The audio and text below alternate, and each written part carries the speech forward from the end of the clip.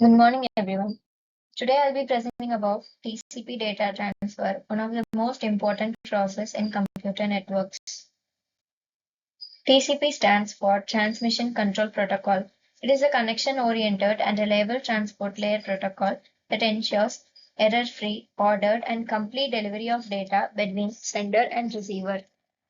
In simple terms, TCP makes sure that whatever data we send, like a file, message, or web page, reaches the destination without loss or duplication. Process overview. Once a TCP connection is established using the three-way handshake, data transfer begins. The process mainly involves breaking data into segments, assigning sequence number, sending acknowledgement, maintaining flow control using the sliding window, retransmitting the lost packets, and finally ensuring reliable delivery. These steps together make the TCP one of the most dependable communication protocol. Segmentation and sequence number. When the data comes from the application layer, TCP divides into smaller units called segments. Each segment is given a sequence number that represents the first byte of the data in that segment. These sequence number help the receiver arrange the data correctly, even if the segments arrive out of order. Acknowledgement. Once a segment reaches the receiver sends back an ACK acknowledgement number to the sender. This ACK number indicates the next byte to be expected. For example, if ACK is equal to 501, it means the receiver has successfully received the bytes from 1 to 500. This ensures both sides are synchronized throughout the transmission. Sliding window. TCP uses a sliding window mechanism for flow control. This means the sender can only send a limited number of bytes before waiting for an acknowledgement. The receiver specifies this limit using the receiver window size. This mechanism prevents congestion and ensures that the receiver is not overloaded with too much of data at once.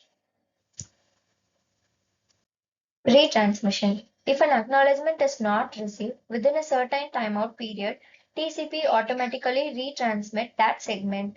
It also uses duplicate ACKs to detect missing packets quickly and resend them.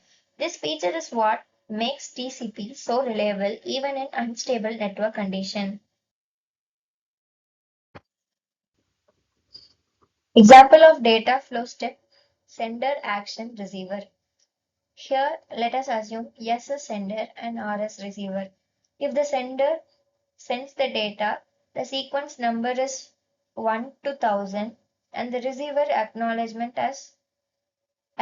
number is given as 1001.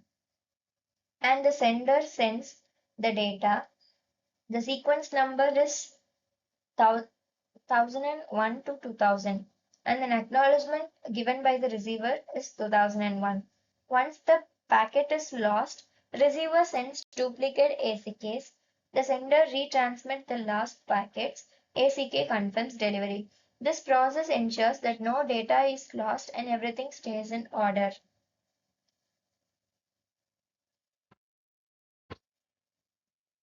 Key features. Some key features of TCP include reliable and ordered delivery of data, flow and congestion control, full duplex communication, both sides and send and receive simultaneously, error detection and retransmission.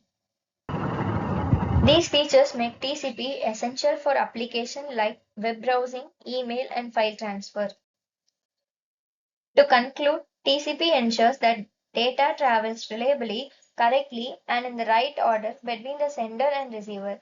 It is the backbone of the internet reliability, the reason why we can send emails, browse web pages, and stream videos without error. Now, the real-time story version. Let's imagine this process in a simple real-life way. Suppose Alice wants to send a photo to her friend Bob over the internet. Now, Alice doesn't just toss the photo into the network and hope it reaches. She uses a smart postman called TCP. Before sending anything, TCP makes Alice and Bob shake hands. That's the three-way handshake to ensure both are ready to communicate. Next, TCP cuts Alice's photo into smaller pieces called segments and gives each piece a number. Thinking Think of it like numbering each page of a book. So even if the page gets shuffled, Bob can arrange them properly or correctly. As Bob receives each segment, he sends a thank you note called an ACK saying, "Hey Alice, I got bytes 1 to 500 safely. You can send the next ones."